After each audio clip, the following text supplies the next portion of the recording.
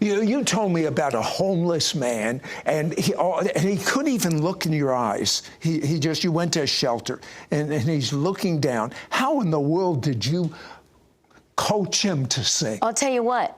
I started taking, we call it our music class. I go to the homeless shelter. I said, get out your Bibles, and we're going to sing. At that day was Psalm 23. I put on my Sing CD, which is going to be available. Right. And we put on one of the tracks.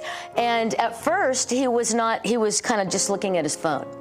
And then, as other people just began to sing, I said, you can sing it or you can rap it. Whatever, it doesn't matter. But then he just started listening, and I think it was just that song just going into his heart. And then suddenly he put his phone down and he began to write. And I went over to him, and I'd go over a couple times, and I'd say, Raymond, hey, can you sing what you wrote down? And at first it was just a mumble. Well, where's my shepherd? You know, and I'm like, that's great, oh my God.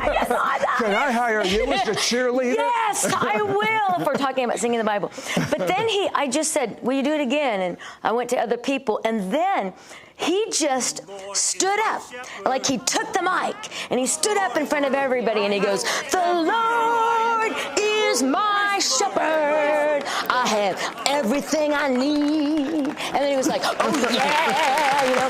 But then, and you can hear, somebody videotaped, you could hear everyone just like start shouting. And I found out later that this guy, he had been a businessman, but he had lost everything. I mean, like by murder, and just his whole family was gone. And it made him go into a world of drugs and homeless. And he started coming to their shelter, and he would always talk with a mumble. People couldn't understand him.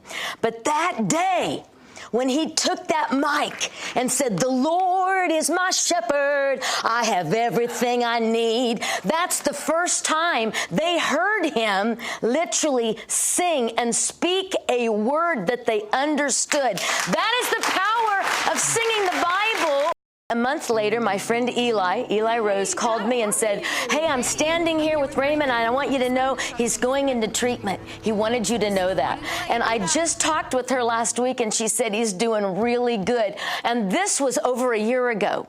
And this is the power of singing the word. It's transforming. But the key is your ears have to hear your sound. That's when that helmet, it's almost like we wear the whole armor of God in our brains from Ephesians 6 when we start singing the word.